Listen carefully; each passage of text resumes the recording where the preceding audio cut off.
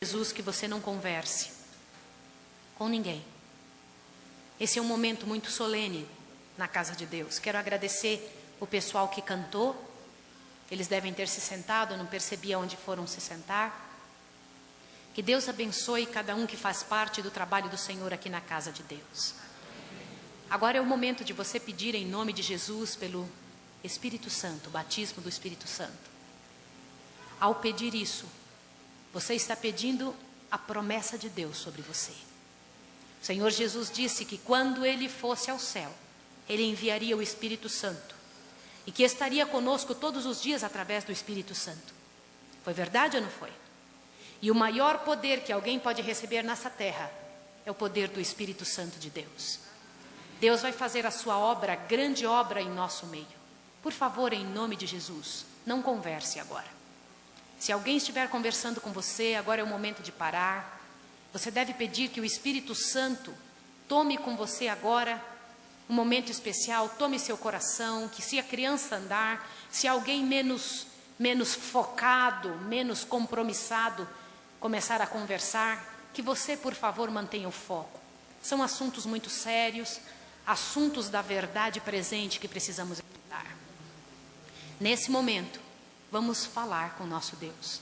Vamos orar. Estou muito feliz que vocês voltaram, viu? Hoje nós oramos por você. Ao Senhor que fizesse vocês voltarem. Nossas visitas queridas, hoje é um dia muito especial, vamos estudar de onde vieram todas as religiões. Hoje nós vamos poder compreender pela Bíblia, pela Palavra de Deus, que o Senhor Deus tinha um plano especial em cada situação. Eu quero agora orar com você, pedir a Deus que abençoe você, mas eu quero que você mesmo ore pedindo a bênção do Espírito Santo. Peça o batismo do Espírito Santo sobre você, para que você aprenda, entenda e aceite o que vai ler. Vamos orar.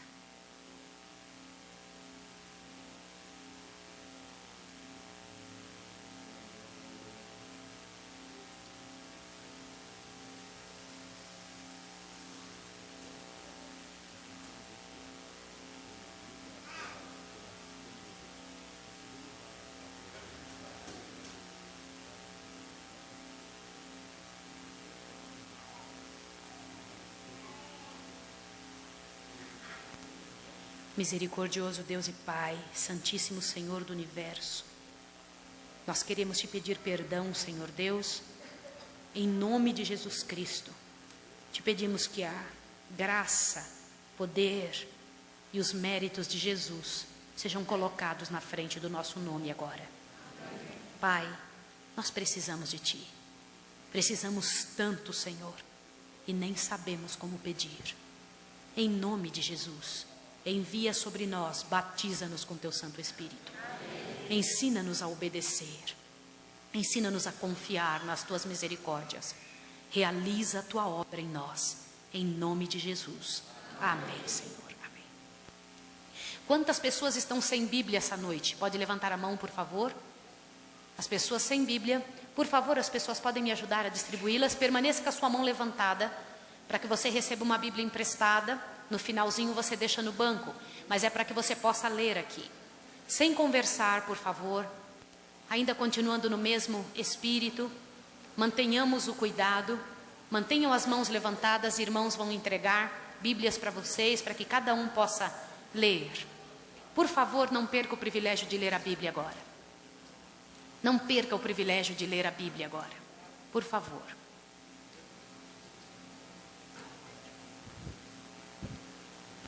Deus lhe abençoe.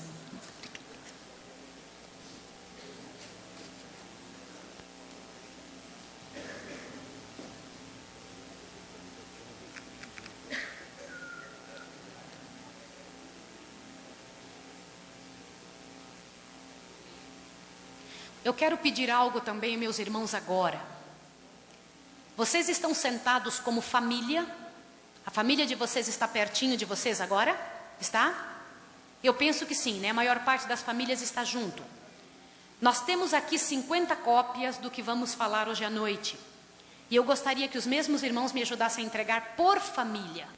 Tá bem? Por família. Assim como a Bíblia vai ser deixada no banco após o uso, Também depois, na hora que vocês... Isso daqui não precisa entregar de volta. Vocês levem para casa, eu vou deixar um por família disso aqui, ó, história da igreja cristã. E um pouco de Apocalipse, porque precisamos entender de onde vem essa história da abominação desoladora, que é o que vamos estudar hoje. Irmão, o senhor poderia ajudar a entregar? Um por família. Glória a Deus, estão acabando de me dizer que a cirurgia do irmão Pedro foi um sucesso. Amém. Louvado seja o nome de Deus. Amém. Deus ouviu essa oração, ouvirá também todas as orações feitas nesse lugar. Amém? Amém. Glória a Deus. Um por família. Permaneça com isso na sua mão, não olhe ainda, não tente entender ainda. É um por família só, por favor, viu? Que é para a gente poder ter para dar para todo mundo. Isso, aí vocês olham. Por favor, gente, nós não temos para todos, viu? Nós só temos só o suficiente para que vocês olhem do lado. Isso. Vamos lá? Isso. Para que a gente possa ter cada um pouquinho, poder entender. Olhem, por favor, repartam entre si, viu? Façam-me a gentileza de repartir entre si. Para que a gente possa todo mundo olhar e ver e poder estudar.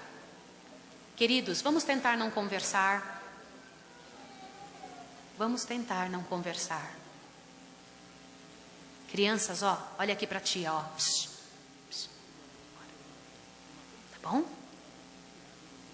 A gente fazer silêncio, esse é um momento muito especial. Nós acabamos de pedir a bênção do Espírito de Deus sobre nós.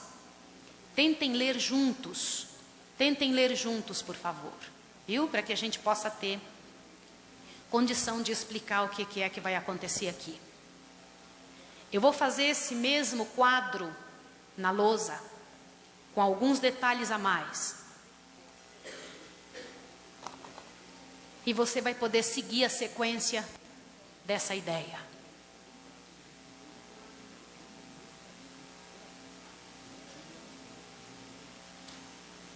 Assim vocês podem ler todos num papel só e poder chegar mais pertinho.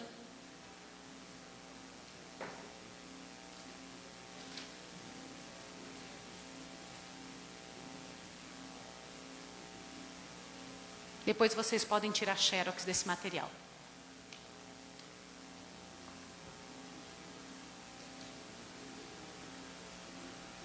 Ok.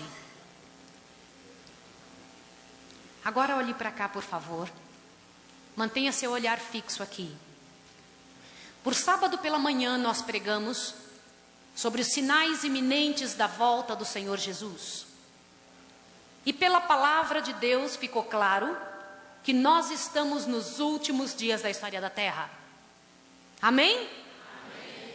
Louvado seja o nome de Deus, porque a própria palavra de Deus diz que nós devemos olhar esses sinais e levantar a nossa cabeça e nos alegrarmos, porque a nossa redenção se aproxima.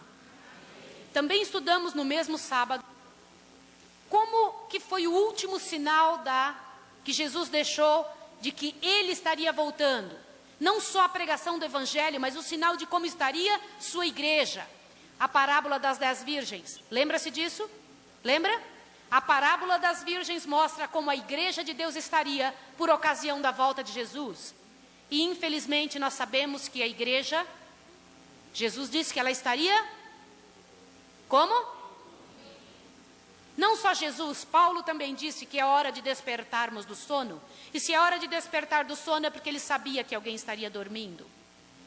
Estudamos também no domingo sobre as vestes nupciais. Que tipo de veste o Filho de Deus tem que usar para entrar na Canaã celestial? Que é o caráter de Cristo. Sem o caráter de Cristo ninguém chegará ali.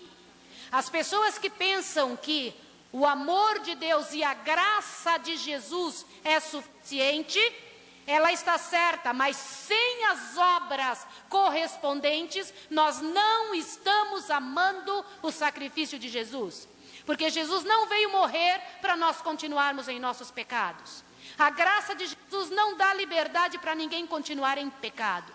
Nós devemos mudar. A mudança de vida mostra que a graça fez efeito. A vida eterna acontece quando a graça de Deus faz efeito. e só faz efeito quando você muda de vida. Você só prova que Jesus vive em você quando sua atitude muda. É assim que a coisa acontece. Por isso que algumas pessoas pensam, eu estou debaixo da graça, não preciso guardar os mandamentos de Deus.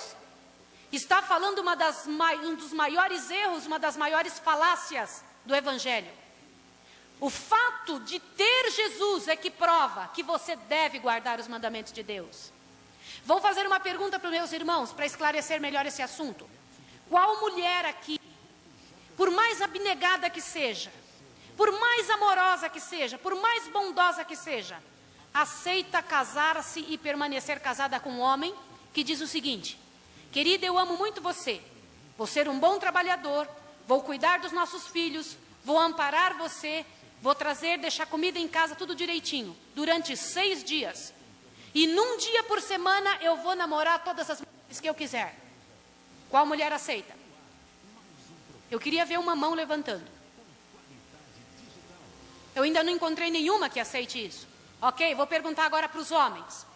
Qual homem aceita que sua esposa diga: eu vou ser higiênica, vou me instruir, vou ser honesta, cuidadosa, cuidar dos nossos filhos, cuidar de nossa casa, vou ser submissa, vou ser cuidadosa com todos os detalhes para ser uma boa esposa. Mas durante 1 hora por semana, não preciso nem um dia, 1 hora por semana, eu vou namorar todos os homens que eu quiser. Qual marido aceita? Não aceitam também? Sabe por que ninguém aceita? Porque ninguém é louco. Agora, se nós que somos seres humanos não aceitamos um coração dividido, que fica 1 hora servindo e outra hora sem servir, por que achamos que Deus tem que aceitar? Porque Deus tem que aceitar uma vida assim. Queridos, a graça que não muda a vida da pessoa não é graça, é fraqueza. Estudamos ontem sobre Ezequiel 9, o momento do selamento. O Senhor Deus selando a sua igreja, mostrando para nós em Ezequiel capítulo 9, que a primeira igreja a ser selada é a igreja que mais sabe, que mais responsabilizada foi. Ficou claro para nós ontem que estamos na mira de um Deus que esperava de nós um trabalho no mundo e que infelizmente nós ainda estamos dormindo, como se nada estivesse acontecendo. Mas hoje nós vamos trabalhar com outro detalhe que eu queria que agora você abrisse a sua Bíblia em nome de Jesus. No livro de Apocalipse, e venha ver em nome de Jesus algo grandioso agora. Irmãos, nós estamos lidando com um Deus santo, com um Deus misericordioso e grandioso, que não é que Ele vai vencer, um Deus que já venceu. Esse Deus que já venceu é o qual você clama o nome dEle quando você busca a presença de Deus. Abra sua Bíblia em Apocalipse e veja que coisa interessante que Deus tem ali para mim e para você. Apocalipse, capítulo 2, verso 7. Dê uma olhada que coisa interessante que Deus tem ali para mim e para você. Todo mundo lendo, por favor. Lembrando que toda vez que alguém vem à frente falar, essa pessoa está falando do que traz no coração para Jesus. Quando alguém vem à frente cantar, essa pessoa está cantando daquilo que aprendeu de Deus, está levando um louvor para Jesus. Mas quando você abre a Bíblia, não são pessoas falando ou cantando. Quando você abre a Bíblia, é Deus falando com você. Não perca o privilégio de abrir a Bíblia. Quando você abrir a Bíblia, não desconfie, Deus está falando. Apocalipse 2, verso 7 diz o seguinte: quem tem ouvidos, ouça o que o Espírito diz às igrejas. Ao que vencer, dar-lhe-ei comer da árvore da vida que está no paraíso de Deus. Por que Jesus diz assim, ao que vencer? Por que ele usa esse termo, irmão querido? Por quê? Porque é imperioso vencer. Vencer o quê? Vencer o quê? Vencer o pecado, vencer as coisas erradas, vencer o sofrimento, vencer a pressão do mundo, vencer a luta impiedosa que Satanás faz contra nós. Queridos, deem uma olhada como sofre a juventude de hoje. Você anda pela rua e você vê aquela quantidade de outdoors parados aí na rua. E nos outdoors você vê uma quantidade de imoralidade. É verdade ou não é? É isso que nós temos que vencer. Você anda na rua, hoje em dia você não tem mais como escolher o que enxergar. Você tem que fazer um trabalho mental, porque o mundo perdeu a vergonha. É verdade ou não é? É assim. Por isso que a Bíblia diz: ao que vencer, darei que coma comigo da árvore da vida que está no paraíso de Deus. Vencer o quê? Vencer essa luta que vai ficar mais forte cada dia até o final do tempo. Veja aí Apocalipse 2, verso 11. Olha o que ele diz aqui. Quem tem ouvidos, ouça o que o Espírito diz às igrejas. O que vencer, de modo algum sofrerá o dano da segunda morte. Irmãos, olha a outra promessa de Jesus. Ele diz que você vai comer da árvore da vida e que você não vai passar pela segunda morte. Aonde que vai acontecer a segunda morte, queridos? Aonde? Depois do milênio vai acontecer a segunda morte. E isso será somente para Satanás, seus anjos e para os ímpios, aqueles que não quiserem. Eu louvo a Deus porque a igreja de Deus está cheinha. Isso mostra que você quer. Isso mostra que o Espírito de Deus está tocando, movendo você. Dê uma olhada para como Deus tem trabalhado conosco. Ele tem ouvido a sua oração. Ele tem entendido o que você quer. E Ele tem trabalhado por você. Irmãos, nós temos que lutar para não perder um só de nós. Mas vencer o quê? Vencer, irmãos, quando a gente liga a televisão em casa e a gente vê ali que, infelizmente, a televisão hoje é um ovo frito em cima de um monte de lixo. Você nem aproveita nem o ovo frito que está ali em cima.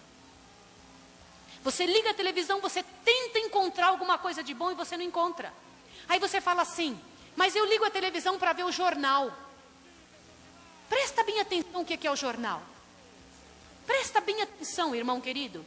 Irmã querida, o que é o jornal? Não é a propaganda do que o diabo fez durante o dia? É um sofrimento. Ali fica mostrando todas as coisas ruins que aconteceram durante o dia. Todas as coisas tristes ali estão no jornal. É provado que a pessoa que assiste os jornais que se passam hoje em dia, sai do jornal mais estressada. Se senta para relaxar e sai pior.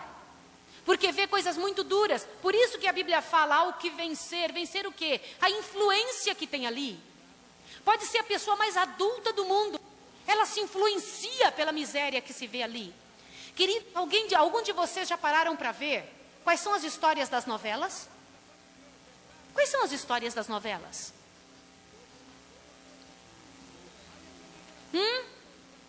Eu estou vendo vocês falarem palavras horríveis aqui. Traição, roubo, mentira, homossexualismo. É isso ou não é? Como pode alguém que está se preparando para viver com anjos santos, imaculados no céu, parar em frente à televisão para assistir algo dessa qualidade? Como que pode nós alimentarmos nossa mente com roubo, homossexualismo, adultério, traição, mentira, espiritismo? Como pode? Por isso a Bíblia diz: ao que vencer. Vencer o quê? Vencer isso, irmãos. Vencer esse tipo de comportamento. Apocalipse 2, verso 17. Olha o que diz aqui. Presta atenção. Quem tem ouvidos, ouça o que o Espírito diz às igrejas. Que Espírito é esse? O Espírito Santo. Ao que vencer, darei do maná escondido, e lhe darei uma pedra branca, e na pedra um novo nome escrito, o qual ninguém conhece senão aquele que o recebe. Olha para mim aqui. Eu estou ansiosa por receber essa pedra com meu novo nome. Você terá um novo nome ali, querido, querida. Por quê? O nome significa o caráter da pessoa. Só quem conhece o seu caráter é Jesus. E Ele leu a sua vida e vai Ele mesmo te dar um nome correspondente ao teu caráter. Já pensou algo assim? ele vai dizer para você, o seu nome agora é? Lembra quando ele encontrou Jacó? Jacó foi mudado, ele mudou o nome dele de Jacó para Israel. Quando ele encontrou Abrão, mudou o nome dele para Abraão. Foi ou não foi? Deus, quando trabalha na vida de alguém, ele transforma o nome dessa pessoa. Mas vencer o que, irmãos? Aqui diz: ao que vencer, darei um novo nome. Um novo nome, queridos. É tão sério isso que Deus diz. Você vai mudar completamente de caráter, mas quando? Só quando chegar no céu? Só quando chegar no céu é que seu caráter vai ser mudado? Qual é a única coisa que nós vamos levar para o céu? Então ele não vai ser mudado lá. Ele vai ser mudado quando? Aqui. Aqui, irmãos, é que o caráter precisa ser mudado. E existem coisas que fazemos, que pensamos, que assistimos, que permitimos em nossa vida, que deixamos acontecer na nossa história, que faz com que nosso caráter se transforme numa miséria. Eu quero que você preste bem atenção no que eu vou lhe dizer agora. Nós somos formados por 3 partes. Todas as pessoas que estão aqui são formadas por 3 partes. Do mais inteligente ao menos culto. Do rico ao pobre. Do mais cristão ao mais pecador aqui dentro. Todos têm essas 3 coisas que eu vou dizer. Os cristãos são formados, todos os seres humanos, irmão, são formados por personalidade, caráter e índole. Eu vou explicar as 3 coisas para vocês verem como a nossa escolha muda a atitude de vencer. Presta atenção. Personalidade é essa disposição que a pessoa tem. Uma pessoa é colérica. Colérica é aquela que diz: eu não levo desaforo para casa. O que você está me olhando? Perdeu alguém parecido comigo? É aquela pessoa durona. É assim. O sanguíneo é aquele alegrão, amigão de todo mundo. Chega, vai animando a festa, diz assim: todo mundo para a igreja, todo mundo. Não pode faltar, não pode faltar. Vamos chegar cedo, vamos chegar cedo. Ele mesmo não chega, mas vamos chegar cedo, vamos chegar cedo. Este é o sanguíneo. Sanguíneo é amigão, faz muita amizade, é o líder. Existe também o melancólico. O melancólico é aquele que diz: ai, o passado era tão bom. Era tão bom no passado, tudo era tão melhor ali. Puxa vida, mas ele é meticuloso, cuidadoso. O melancólico, ele é cuidadoso, sensível. Também existe o fleumático. O fleumático é aquele que olha assim para a situação e diz: ei, deixa eu dizer uma coisa para vocês. Eu estou achando que eu não vou conseguir vender esse livro. Aí o pessoal fala: vai, você vai vender sim. Aí ele fala: ó, consegui vender o livro, mas eu acho que eu não vou conseguir entregar. Mas aí você fala assim: não, você vai conseguir entregar sim. Vai lá atrás, tenta entregar o livro. Aí ele pega, vai lá e entrega. Quando ele volta e fala: eu acho que ele vai vir devolver. Vocês entenderam? Isso é personalidade. Quem que dá a personalidade para nós? Personalidade não tem só o lado ruim, tem o lado bom. O lado ruim foi a gente que desenvolveu na vida, entendeu? Tem o lado bom. O fleumático é aquela pessoa também que raramente ela mente. É aquela pessoa certinha. Quando você conversa com o fleumático, pode ficar sossegado que ele está dizendo a verdade. Entendeu? O colérico, nossa, você não encontra a casa dele bagunçada. Colérico é organizado. O sanguíneo é todo amigão, mas o guarda-roupa dele é uma bagunça só. Você olha e vê as características da personalidade da pessoa. Quem deu a personalidade para nós? Quem foi? Então, olha bem o que eu vou lhe dizer. O lado bom da nossa personalidade foi Deus que deu. Você já nasce com a personalidade. Está entendendo? A segunda coisa é caráter. Agora você vai ver um negócio seríssimo. O que é caráter? Caráter você não nasce com ele. É o resultado da sua escolha. A tua mãe vai dizendo assim: filha, não faz isso. E você fala: tá bom, mãe, eu não faço. Mas por trás você fala: eu vou fazer sim. Você está escolhendo esse tipo de caráter. Está entendendo? São coisas que você foi escolhendo. E estas coisas que você foi escolhendo na vida vão ficando marcadas em você. Aí a pessoa, aprendendo a mentir, ela se torna mentirosa. Faz parte do caráter dela, ela não nasceu mentirosa. Entenderam isso? Ela aprendendo a roubar, isso faz parte do caráter dela. Aprendendo a esconder as coisas, a enrolar pessoas. Gente, personalidade Deus dá. Caráter é você que dá para você mesmo. É um presente que você dá para você. Entendeu isso? E a última coisa, índole.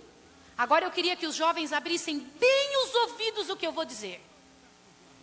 Isso é seríssimo. E qualquer casal que esteja novinho aqui, que ainda não tem filhos, ouça o que eu vou dizer agora em nome de Jesus. O que é índole? A parte mais difícil do que eu vou dizer é agora. Personalidade Deus dá. Caráter você dá para você mesmo. E índole, de onde vem? Índole é a inclinação que a pessoa tem para coisas escondidas. De onde vem a índole? Na hora em que a pessoa está tendo um ato sexual, no momento em que ele está tendo intercurso sexual, o que ele estiver sendo naquele momento, o que ele estiver vendo naquele momento, ele passa para o filho como herança.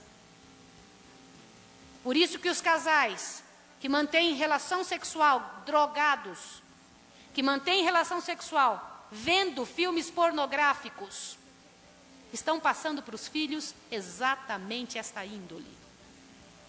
Os filhos que são gerados nessa ocasião são filhos que nascem com inclinações horríveis. Aí o pai recebe uma criança, viu a pornografia, homens com homens, mulheres com mulheres, e depois ela pega e fala: o que aconteceu com meu filho? Por que meu filho é assim? Você está entendendo? Irmão, alguém aqui na igreja hoje à noite pode estar pensando assim: por que essa mulher está falando isso dentro da igreja? Quer que eu diga uma coisa para você? Nós fingimos que os nossos jovens não sabem. Nós fingimos que não temos que falar estas coisas dentro da igreja. E você sabe o que acontece? Nós temos uma multidão de pessoas com pecados escondidos, horríveis, horríveis, e que ninguém toca no assunto. E o fato de não tocar no assunto não significa que o problema acabou. Por isso, querido, quando você brinca com a sua sexualidade, você não sabe o que é que pode estar gerando para a eternidade. Pode estar gerando filhos para o pecado. Personalidade Deus dá. Caráter você dá para você. Só que a índole é presente dos pais. Os pais dão isso para os filhos. Eles oferecem isso para os filhos. É a herança que eles dão para os filhos. É sério ou não é? É hora ou não é hora de começar a mudar de posição, de visão na vida? Por que Deus disse sexualidade só dentro do casamento? Por quê? Imagine que situação, quantas crianças sofrendo porque eles não têm pai e mãe juntos. Sabe, eu estudei numa universidade que era cristã, mas não era adventista do sétimo dia. Eu estudei numa universidade cristã e os professores pediram urgentemente algo para nós. Eu quero que você olhe bem para mim aqui agora. Sabe o que foi que os professores pediram? Disseram assim: alunos, por favor, implorem para os jovens das suas igrejas, implorem para eles apagarem a palavra divórcio do vocabulário deles. Para eles entenderem que não vão entrar num relacionamento para acabar daqui uns dias. Para eles entenderem que uma coisa é para sempre, é eterna. Já pensou isso? Eles eram cristãos, eles não são adventistas. Cristãos. É hora de nós chamarmos a nossa igreja, nossos jovens, e dizer para eles que acabou a hora de brincar. Por isso Deus diz: há o que vencer. Vencer o quê? Vencer o mundo imoral que está lá fora. Ele não pode entrar dentro da igreja. Esse mundo imoral não pode fazer parte da nossa igreja. Nós não podemos ter filhos para perdição. Não podemos. Eu quero dizer uma coisa para a moça. Moça querida, se você está namorando um rapaz que te pede a prova de amor, que fala para você: querida, por favor, mantenhamos uma vida sozinhos, é por amor mesmo, por amor Deus aceita tudo. Eu quero que você abra bem seu ouvido ao que eu vou lhe dizer agora. Este rapaz não ama você. O rapaz que ama a moça, ele a protege. Ele cuida dela. Ele não toca nela. Saiba disso. Rapazes, eu estou errada? Homens da igreja, eu estou errada no que eu estou falando? Um homem, quando ama uma mulher, ele protege ela, ele não expõe ela. Essa é a verdade. E se você, moça, está namorando alguém que está tocando em você, coloque o teu cabelinho de molho. Pense bem. Você precisa esfriar um pouco a cabeça. Rapaz, se você tem tocado em algo que não te pertence, se você tem tocado numa moça que não é tua, isso é roubo. É roubo perante Deus. O Senhor Deus diz, não defraudeis um ao outro. Por isso que a Bíblia diz, ao que vencer. Ao que vencer o quê? Esse comportamento sujo lá fora. Essa moça é filha de alguém, ela pertence a alguém. Antes de pertencer ao pai e à mãe dela, ela pertence ao Deus eterno. É hora de você pensar 2 vezes, antes de seguir o comportamento fraco que o mundo tem seguido. Apocalipse capítulo 2, verso 26. Olha o que diz aqui. Ao que vencer e guardar até o fim as minhas obras, eu lhe darei autoridade sobre as nações. Olha aqui, como é que é isso, queridos? Isso é uma promessa de Deus. Apocalipse 3, verso 5. O que vencer será vestido de vestes brancas, e de maneira nenhuma riscarei o seu nome do livro da vida, mas confessarei o seu nome diante de meu Pai e diante dos seus anjos. Amém? Isso é o que Deus promete para você, querido, querida. Você tem que vencer. Vencer essas inclinações. Vencer essas coisas que você gosta, mas que não são certas. Vencer a influência mundana. Eu sonho com uma igreja. Eu sonho com uma igreja, irmão. Uma igreja que tenha piedade do fracassado, mas uma igreja que levante a cabeça, tenha coragem de chamar o pecado pelo nome, a partir de sua própria vida. É fácil chamar o pecado pelo nome na vida dos outros. Chamar o pecado pelo nome na nossa própria vida. De ter a coragem de chegar em casa e tirar tudo que não presta, tudo que não pertence ao Deus eterno. Eu queria lançar para a igreja, em nome de Jesus, um desafio hoje. Um desafio hoje. Eu orei muito ao Senhor para que a nossa igreja estivesse lotada. Deus ouviu nossa oração. Porque eu tenho um pedido a fazer à igreja, em nome de Jesus Cristo. Que nós fizéssemos um teste conosco mesmos. Você sabe por que é que ouvimos sermões? E de repente parece que passa 1 semana, 2, e a coisa não funciona mais? Sabe por que parece que esfria dentro do coração? Você já sentiu isso, irmão? Sentiu ou não? Eu já senti isso tantas vezes, queridos. Isso já me aconteceu. De ouvir coisas muito sérias e de repente passou. Sabe quando foi que começou a fazer diferença, irmão? Quando eu comecei a praticar o que eu ouvia. Sem praticar o que você ouve, acaba se tornando balela. E a próxima vez que você ouvir de novo, não dá tanta importância. Tem que praticar agora. Tem que colocar agora aos pés de Deus a tua vida. Senão não vai funcionar. Você sabe, quer que eu diga uma coisa para você? A maior parte de nós, a maior parte dos seres humanos da Terra, tem condição de saber o que é errado. Uma pequena parte não sabe ler nem escrever e nem tem acesso à Bíblia. Mas a Bíblia diz que nem eles estão isentos de receber a mão de Deus sobre eles. Por quê? Diz que eles não são indesculpáveis, não são desculpáveis. Perante Deus eles são indesculpáveis. Por quê? Posso ser bem sincera, irmãos? Responda para mim aí no seu íntimo do coração. Você sabe ou não sabe quando está errado? Sabe ou não sabe? Não tem um aqui que, sendo sincero, diga, eu não sei. Você sabe sim. E meu Deus disse que daria, irmãos, daria o céu por testemunha daquele que se esforçasse, daquele que largasse o pecado. Apocalipse 3, verso 12. Dê uma olhada. Ao que vencer, eu o farei coluna no templo do meu Deus, de onde jamais sairá. Amém?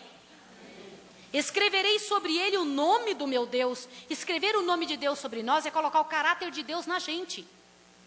E o nome da cidade do meu Deus, a Nova Jerusalém, que desce do céu da parte do meu Deus, e também o meu novo nome. Que tal, queridos? Isso é promessa de Deus. Ele disse, eu vou fazer isso com você. Vale a pena ou não vale? Vale a pena. Vale a pena. E eu vou dizer um negócio aqui para vocês, ó. O inimigo nos engana, dizendo que o céu é só até aqui. E a gente olha na nossa distância para cima, presta atenção aqui.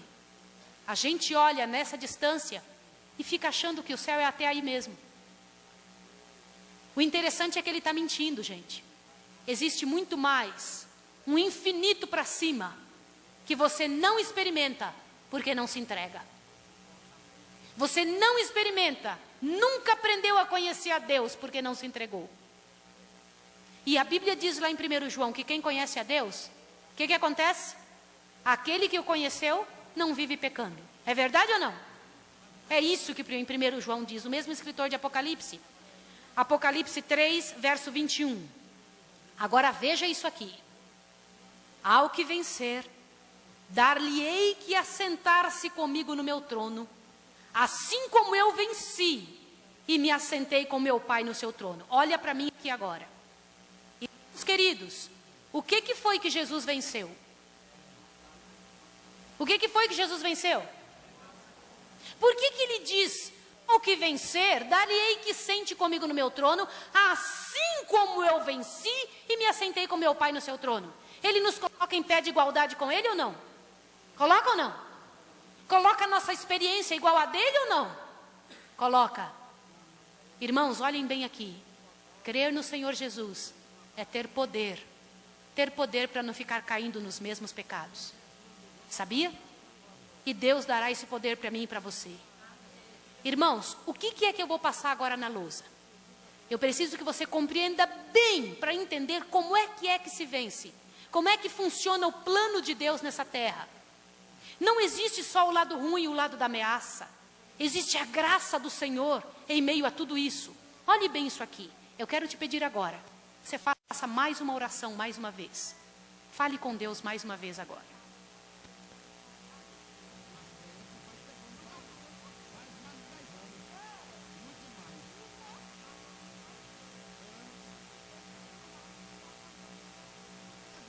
Misericordioso Deus, mais uma vez nós te pedimos, em nome de Jesus, dê com tua própria ordem para qualquer inimigo do mal sair daqui, Senhor Deus. Que em nome de Jesus só teu Santo Espírito possa rondar através deste lugar. E que possamos entender, Senhor, que tu queres que vençamos e tu nos dará poder para isso. Em nome de Cristo, amém, Senhor. Queridos, olhem para cá agora. Vocês conseguem enxergar o que eu fiz aqui? O que eu fiz aqui? Número 1. Queridos, eu vou colocar algumas datas aqui, vou explicar rapidamente uns negócios, para que vocês entendam algo grandioso. Ó, eu estou colocando aqui algumas datas. E eu quero ver se vocês estão entendendo essas datas.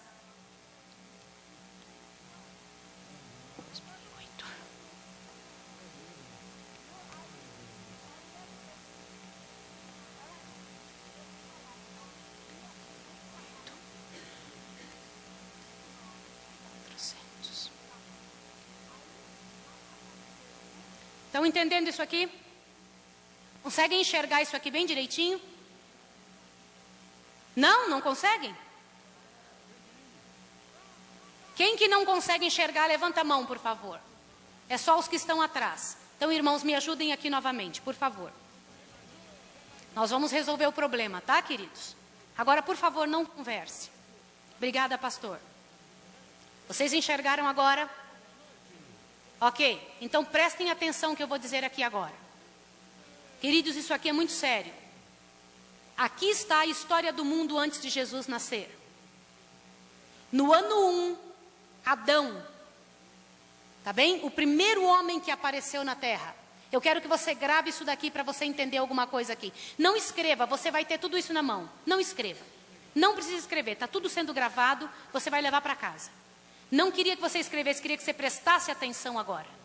Tá bom? Olha aqui. No dia que Adão pecou, começou a contar o tempo. Tá ouvindo isso aqui? Adão viveu 930 anos. São datas importantes na história da Terra. Quando Deus falou com Adão, e Adão pecou, Deus deu para ele uma mensagem para ele falar para os seus filhos. Que mensagem era essa? Presta bem atenção no que eu estou lhe dizendo. A mensagem era: Adão, nem tudo está perdido. Eu vou vir morrer por sua raça e vou resolver o problema do pecado de quem me aceitar. Está claro na sua cabeça? Sabe como era o nome da mensagem que Deus deu para Adão? A verdade presente para esta época. Entenderam isso? Os descendentes de Adão viveram do ano 1 até o ano 1656. Que tempo foi esse? Os 10 primeiros patriarcas da terra viveram do ano 1 ao ano 1656. Esse foi o ano do dilúvio. O dilúvio aconteceu aqui. O que era a mensagem presente no ano do dilúvio? A verdade presente era o seguinte no ano do dilúvio: olha, vocês pecaram. Os descendentes de Adão, eu quero que vocês ouçam bem uma coisa séria aqui. Os descendentes de Adão, Deus disse, creiam no Cordeiro, e quem crer no Cordeiro terá salvação. Mas um descendente de Adão chamado Caim não acreditou no que Deus disse. E essa raça, Satanás teve poder inteiro sobre ele. Esta raça, os descendentes de Adão, Deus teve poder sobre eles. 2 raças estiveram na terra durante esse tempo aqui, esses 1656 anos. O que eu estou querendo dizer com isso? Deus disse claramente para Adão, Adão, não se envolva com esse povo daqui. Por que Deus não queria que ele se envolvesse com esses? Porque não se casem entre si. Por quê? Se Satanás comandava essa raça, como é que eles podiam casar entre si? O trabalho do povo de Adão era falar para o povo de Caim, explicar, pregar. Qual era a mensagem presente dessa época? Era, Jesus um dia virá morrer. Eles tinham total noção, clareza a respeito de Jesus. Agora preste atenção, Marcos, preste bem atenção no que eu vou dizer aqui. Infelizmente o povo de Adão falhou. Começou a se casar com o povo de Caim. Casou-se entre si e a raça estragou. Então Deus trouxe uma outra verdade presente. Chamou Noé, tá bem? Tá aqui Noé. E disse o seguinte para Noé. Noé, diga para todo mundo que eu vou acabar o mundo com o dilúvio. Essa era a verdade presente do ano 1656. Entendeu isso, filha? Era para dizer para o mundo inteiro, eu vou acabar o mundo com o dilúvio. Você pensa que o povo acreditou? Não. Só 8 pessoas de quase 9 bilhões de pessoas que tinha naquela época. 9 bilhões, mais do que agora. Agora nós temos 6 bilhões, quase 7. Naquela época tinha 9 bilhões. Sabe como é que se sabe? São cálculos matemáticos pela quantidade de tempo que eles viviam. A média de vida era 912 anos. Imagine 912 anos gerando. Hã? Imagine isso. E era uma multidão. Agora olha para mim, sem conversar. Em nome de Jesus, sem conversar. Quando Noé sai da arca, do tempo de Noé até o ano 2008, você encontra mais 10 patriarcas. Olha como o tempo diminuiu. Ali foi 1656 anos. E aqui é quanto? 400 e poucos anos. Vocês estão vendo? 10 patriarcas deu nesse tempo. Qual era a mensagem que Deus tinha dado para essa época aqui? Por favor, vocês começaram tudo de novo. Só sobrou 8 pessoas, né? Vocês começaram tudo de novo. Agora, levantem o poder de Deus. Dos filhos de Noé, que eram 3, Sem, Cão e Jafé. 2 deles passaram para o lado do diabo e um ficou do lado de Deus. Você está vendo? De novo o mundo se dividiu. Sem permaneceu do lado de Deus. Jafé e Cão foi para o lado do inimigo. Gente, por favor, queridos, isso é muito importante você entender. Aí Deus pega, chamou um homem, faz nascer no ano 2008, um homem chamado Abraão, tá? Abrão, né, naquela época. E fala, Abrão, sai do meio da sua parentela e eu vou fazer de você uma grande nação. E sai pregando para todo mundo a verdade. O mundo tinha se corrompido. E Deus pega Abraão e ensina ele a fazer altares. E dele veio o povo de Israel. Você está compreendendo isso ou não? Qual era a verdade presente para essa época? A verdade presente era, avisa para o povo que é para ter um Deus só, não vários deuses.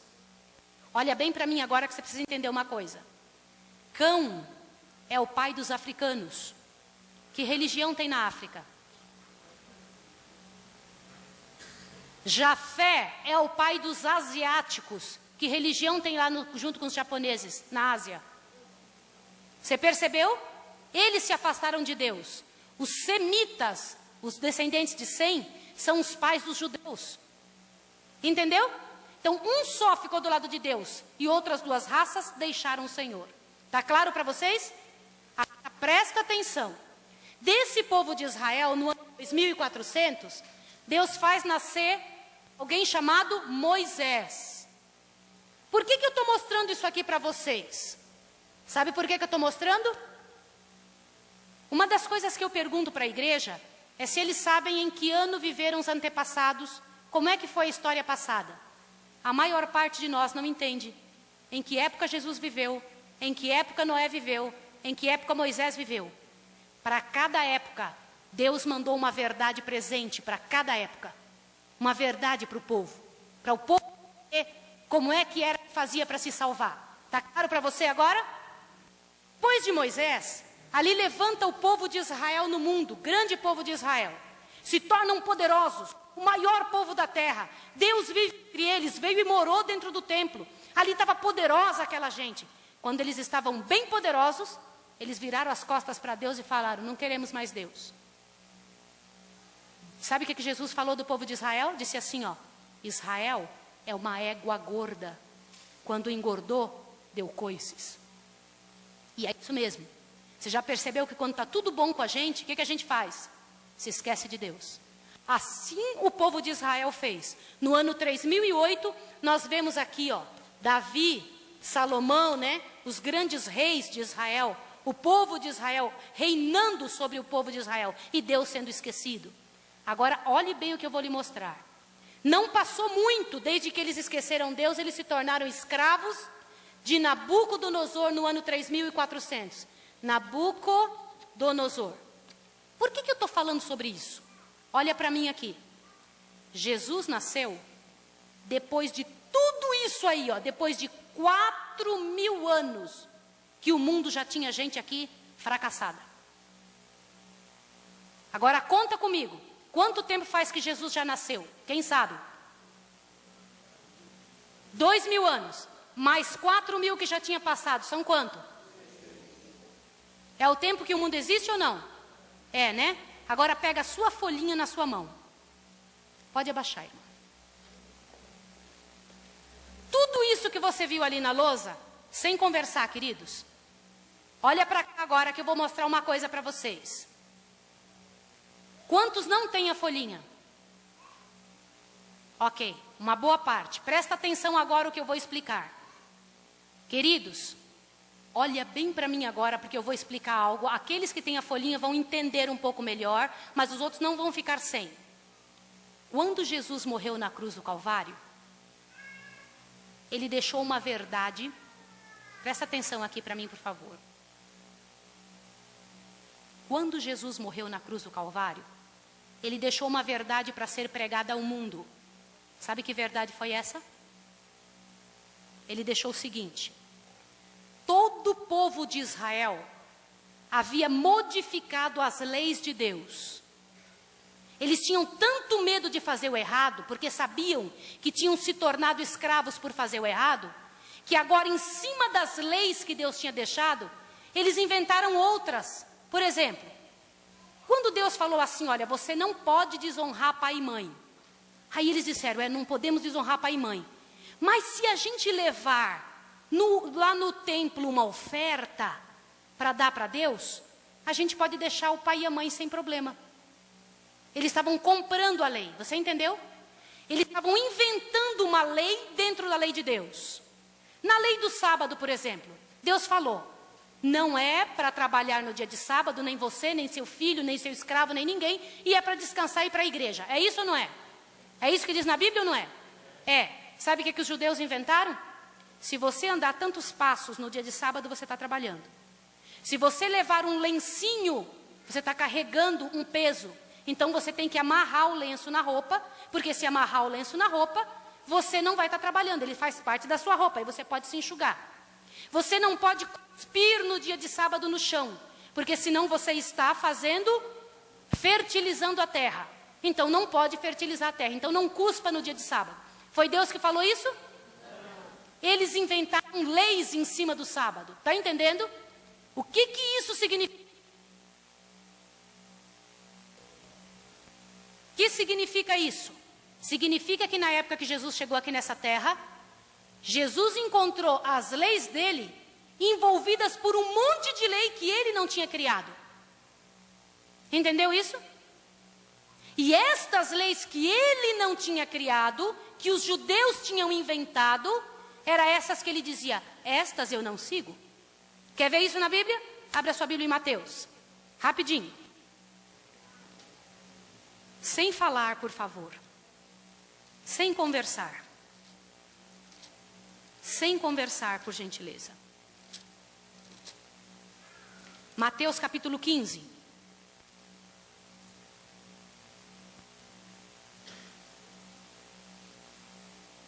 Mateus capítulo 15. Dê uma olhadinha o que tem ali. É para mim e para você. Presta bastante atenção para você entender o que é a abominação da desolação. Mateus capítulo 15. Verso 1 em diante. Então vieram de Jerusalém a Jesus alguns fariseus e escribas e perguntaram: põe o dedo aí e olha para mim. O que é fariseu? Fariseu era uma seita que existia dentro da religião judaica. Quem que eram os fariseus? Eram os durões. Eram aqueles que ficavam procurando um pecado um no outro para acusar. Eles diziam: nós temos que cumprir a lei. Para eles não era salvação pela graça e pelas obras. Para ele era salvação só pelas obras. Entenderam isso aqui? Entenderam ou não? Isso é ser fariseu. Salvação só pelas obras. E quem que eram os escribas? Eram os que escreviam, copiavam a Bíblia. Escribas, tá?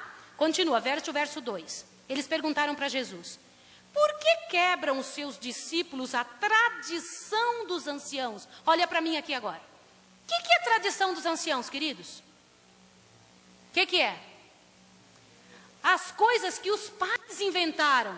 Tradição dos pais. Os fariseus perguntaram: Jesus, por que você e seus discípulos quebram a tradição dos anciãos? Guarda bem essa pergunta que fizeram para Jesus. Continua. Eles não lavam as mãos quando comem pão. Aí você pode olhar para mim e dizer: ué, Maísa, mas os discípulos não lavavam a mão? Que porcos que eles eram. Olha para mim bem rápido aqui que eu preciso te explicar uma coisa. Não é que eles não lavavam as mãos. Os fariseus tinham inventado que para você ficar puro, você tinha que lavar a mão 7 vezes antes de comer pão. Aí não viram que Jesus não fazia isso? Ficava: ei, por que vocês estão quebrando a tradição dos anciãos, não lavando a mão para comer pão? Agora veja o que Jesus respondeu. Verso 3. Ele, porém, lhes respondeu: por que quebrais também vós o mandamento de Deus por causa da vossa tradição? Continua.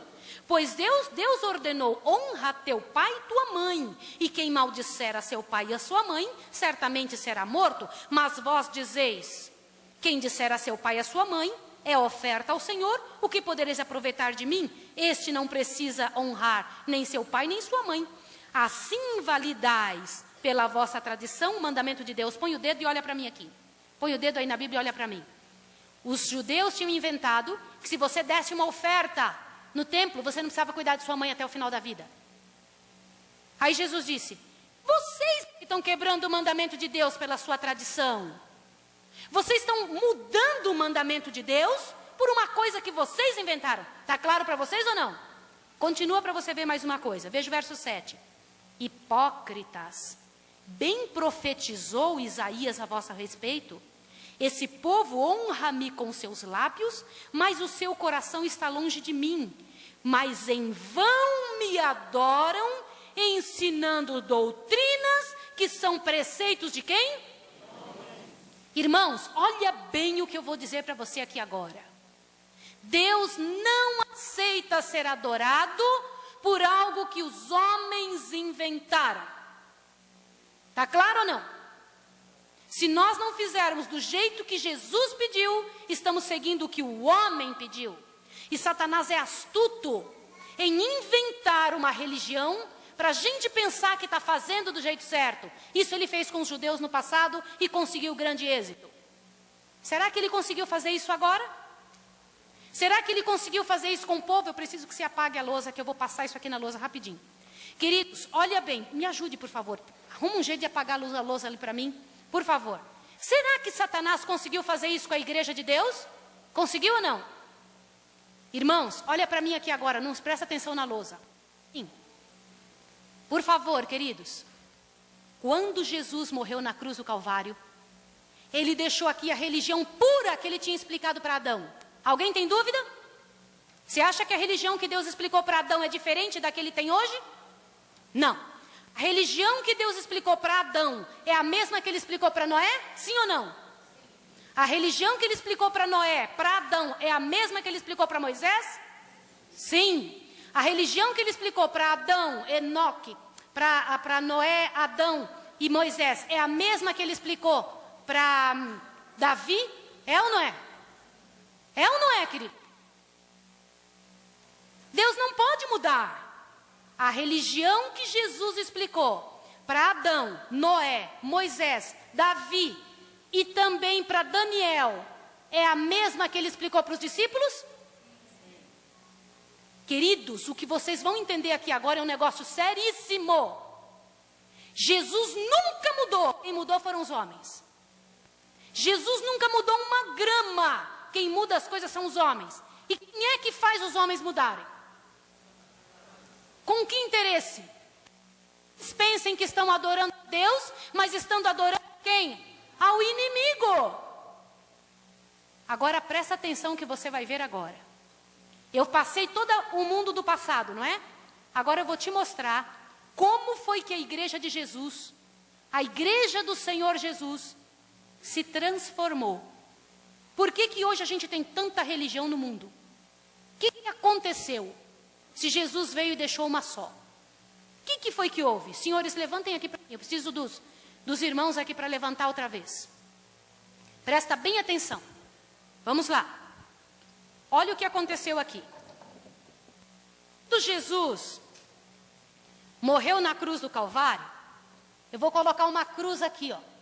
Tá? Esse é o dia que Jesus morreu na cruz do Calvário. No dia que Jesus morreu na cruz do Calvário, ele morreu por que Jesus foi assassinado? Respondam. Essa foi a razão no céu. Qual foi a razão na terra?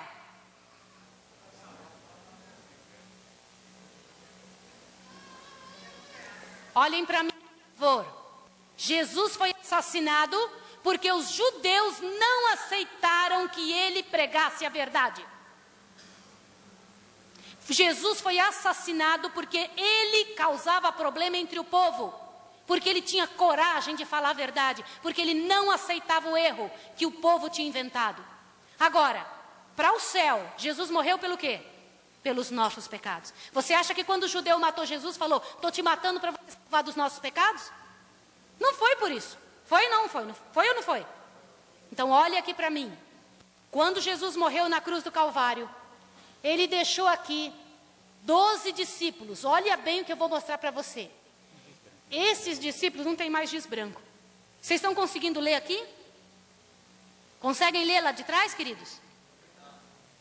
Queridos, eu não tenho outro... Vocês vão ter que fazer força aí para entender. Tá bom? Ó. Do ano que Jesus morreu, que foi no ano 31, melhorou agora? Até o ano 100... A igreja de Deus que ele deixou aqui era pura, a igreja pura. Por quê? Porque os discípulos, os 12 apóstolos que tinham ouvido da boca do próprio Jesus, estavam vivos. Então eles não deixavam entrar na igreja nada que não prestasse. Entendeu? Quando alguém vinha com alguma coisa de fora errada, os discípulos diziam, não foi assim que Jesus falou. Nós vimos Jesus aqui, nós ouvimos de Jesus, e Jesus não disse isso. Está claro para vocês ou não? Agora tome um susto que você vai ver. O último discípulo a morrer foi João, o escritor do Apocalipse. Ele morreu no ano 96 a 98 da nossa era. 96 a 98, tá? Está aqui, ó, mais ou menos por aí. Quando ele morreu, a igreja pura de Deus continuou com o povo que tinha se convertido, que eram chamados de... Olha bem aqui o que você vai ouvir agora. Cristãos. Esta igreja que recebia o nome de Cristo chamava-se, todo mundo prestando atenção que eu vou lhe dizer, católica. Queridos, católica porque significa, a palavra católica significa universal. Apostólica porque é da época dos apóstolos, discípulos, né? E cristã, porque recebia a ordem de quem? Como era o nome da primeira igreja? Católica, apostólica, cristã. Por quê? Católica significa universal, no céu e na terra se tem aquela religião. Apostólica porque é da época dos apóstolos. E cristã porque recebe ordem de quem? Grave isso na sua cabeça. Quando morreu os discípulos, para você ver a força que você tem, eu quero que você engula isso, leve para sua casa bem feliz o que eu vou dizer. Um cristão tem uma força imensa. Aonde você chega com a verdade, meu filho, você é a luz ali. Os discípulos, no meio de toda aquela multidão que se tornaram crentes, se tornaram uma bênção. Ninguém podia trazer nada errado. Ninguém trazia nada errado, irmão. Porque eles logo diziam, não, isso não. Não era bom demais, queridos? Agora, do ano 100, presta atenção aqui, até o ano 313, a igreja de Deus, irmãos, sofreu horrivelmente. Satanás, assim como tentou destruir Jesus, matou também os discípulos. Matou ou não matou? E quando acabou de morrer os discípulos, todo mundo prestando bem atenção, de todos os discípulos de Jesus, o único que morreu de morte morrida foi João. O resto tudo foi assassinado. Está ouvindo? Todos os discípulos foram assassinados. Por quê? Por quem que eles foram assassinados? Pela mesma razão que Jesus morreu. Jesus morreu para nos salvar dos pecados, mas as pessoas mataram os discípulos porque eles falavam a verdade, porque eles pregavam a verdade. Tá bem? Quando os discípulos foram embora, o que os discípulos pregavam? O que os discípulos pregavam? Qual era a pregação dos discípulos? Jesus morreu na cruz do Calvário. Nós temos que... Quer ver a pregação dos discípulos? 1 João. Abra a sua Bíblia em 1 João, rapidinho. Um livro do Apocalipse. Desculpa, irmãos, permaneçam aí. Por favor, desculpa, tá? 1 João, rapidinho. Este João que você vai ler agora é o mesmo escritor do Apocalipse. É aquele mesmo João que estava com a cabeça encostada no ombro de Jesus. Queridos, não conversem, por favor. Olha o que João diz aqui. 1 João, capítulo 2, verso 3 em diante. Vamos ler comigo? Vamos ver como é que era a pregação dos discípulos? 1 capítulo 2, verso 3 em diante. E nisto sabemos que o conhecemos.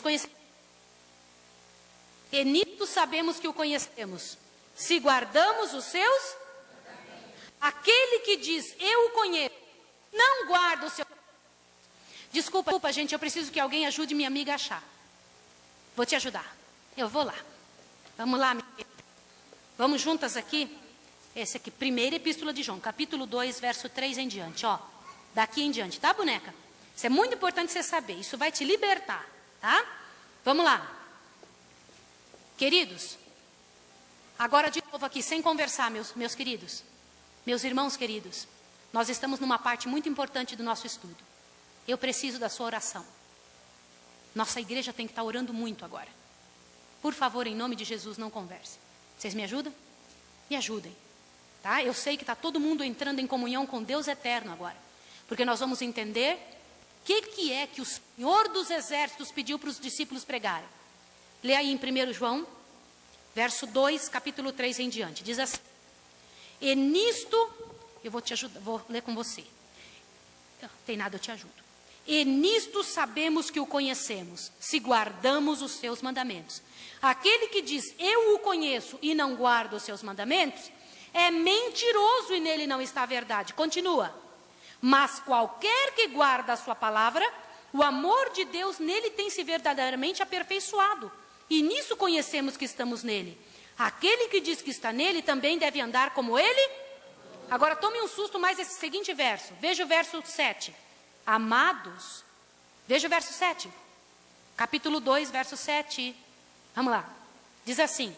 Amados, não vos escrevo mandamento novo, mais um mandamento antigo, que desde o princípio tiveste. Isso era a pregação de João ou não era? Olha para aqui agora, olha para mim. Quem que escreveu isso aqui? Não era discípulo de Jesus? Queridos, em nome de Jesus Cristo, por essa conversa, por essa pregação, os discípulos eram mortos. Está claro para vocês ou não? Agora continue para vocês verem uma coisa. Todo mundo olhando para mim aqui agora. Eu quero que todo mundo sente direitinho para eu poder continuar. Presta atenção agora que é a parte muito importante. Irmãos, Satanás tentou acabar com toda a boca que pregava isso aí, ó. Matou aqui uma quantidade tão grande, irmãos, de cristãos, que virava lama cristão nessa época. Sabe onde que os cristãos estudar a Bíblia? Dentro das catacumbas. Sabe o que é catacumba? Eles faziam enterravam as pessoas dentro de uma rocha, irmã. E aí, naqueles lugares onde eles enterravam, tinha cheiro ruim, cheirava mal. Os coitados dos cristãos iam lá para dentro tentar cantar para Deus ali. Ficavam lá, porque se eles fossem encontrados nas igrejas, eram queimados nas igrejas. Ninguém gostava de cristão. Por quê? Porque pregava isso que vocês acabaram de ler. Aí Satanás não conseguiu terminar com os cristãos. Sabe qual foi a arma de Satanás? Olha para mim aqui agora que você vai descobrir um negócio horrível. Satanás disse, eu não consigo matar eles. Quanto mais eu mato, mais eles aparecem. Porque os cristãos, o sangue dos cristãos era como semente, querida. Caía na terra, um monte se convertia. Entendeu isso? Aí Satanás mudou de tática. Aí ele fez um negócio horrível. Sabe o que ele fez? Trouxe o erro para dentro da igreja. No ano 313, apareceu um homem que se converteu ao cristianismo chamado Constantino. Esse Constantino é imperador romano. Ele teve um sonho que deveria dar todos os seus bens para a igreja. Como é que a igreja se chamava? Católica, apostólica? Aí ele disse, de hoje em diante não mate mais nenhum cristão. Ninguém matando mais cristãos. Não parece uma pessoa boa? Todo cristão não ia levantar ele? Oh, beleza, nós não vamos mais ser perseguidos. Mas ele também fez uma coisa. Quem quiser ser cristão de hoje em diante, ganha uma capa, uma roupa nova e algumas moedas. Eu dou a moeda.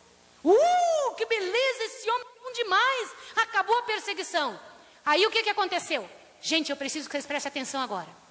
O inimigo vai fazer de tudo para você não prestar atenção nessa frase que eu vou dizer. Queridos, na hora que parou de matar cristão, bem entrou na igreja uma multidão de gente não convertida que veio do paganismo só para ganhar a capa e as moedas. A igreja de Deus que vinha aqui, sofrendo perseguição, que vinha pura, olha o que aconteceu daqui em diante. Caiu. Agora eu pergunto para vocês de novo. Eu fiz a pergunta no início. Qual mulher aceita ficar com um homem um tempo bem certinho, e depois ele sair, namorar, ela volta para dentro de casa e aceita ele? Qual mulher que aceita?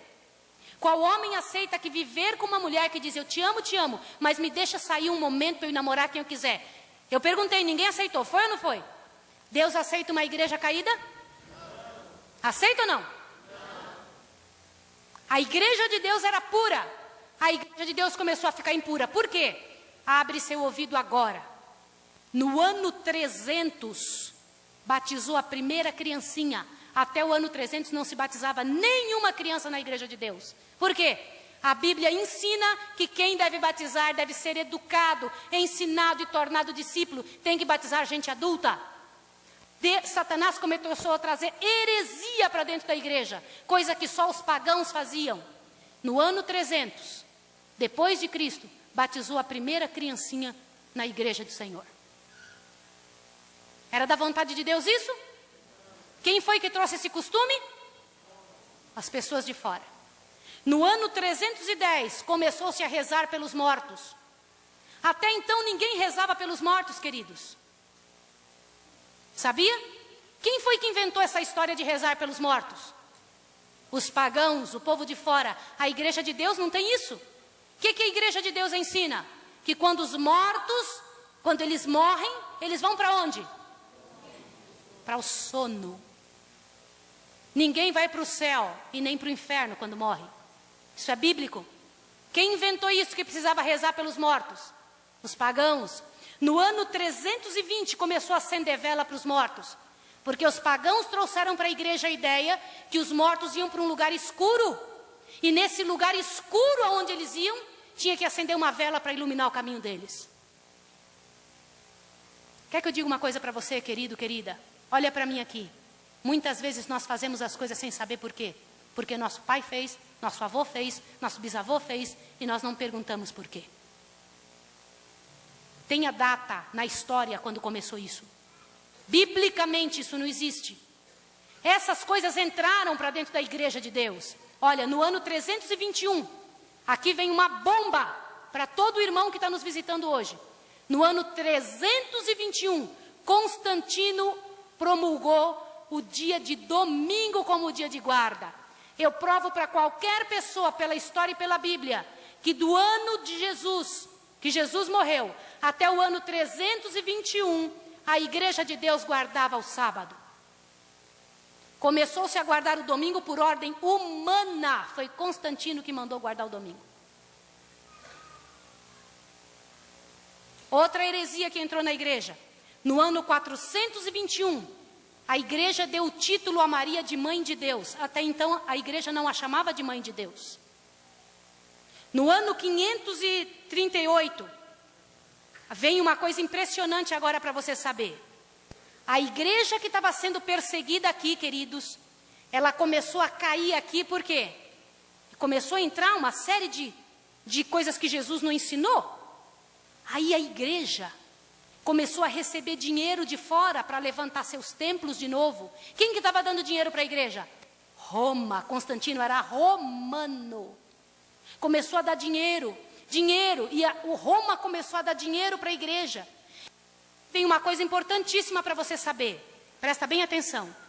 Quando um povo, um império, começa a perder seus súditos, vou explicar isso melhor lá com o que está acontecendo com os Estados Unidos. Quem é que parece que manda no mundo hoje? Os Estados Unidos não parece que manda no mundo? Parece ou não? Presta atenção no que eu vou lhe dizer. Estados Unidos está sem dinheiro, viu? Está perdendo isso aqui, ó. Bufunfa. Está perdendo. Quando ele começa a perder dinheiro, sabe o que ele faz? Corre para...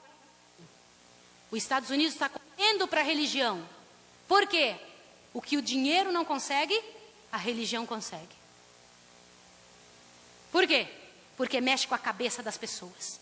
Vai lá e consegue a cabeça das pessoas. Por isso que agora os governos estão correndo atrás de quem mesmo? Atrás de quem, queridos? Eu vou fazer uma pergunta para vocês. Eu não quero o povo com medo, gente, por favor. Quando qualquer presidente vai subir ao poder, que religião eles procuram? A Igreja Católica. Qualquer presidente vai e procura auxílio com o Papa. Procura ou não procura? Que religião você acha que os presidentes acham que está mandando no mundo? A Igreja Católica. É isso que o mundo pensa. Por que isso?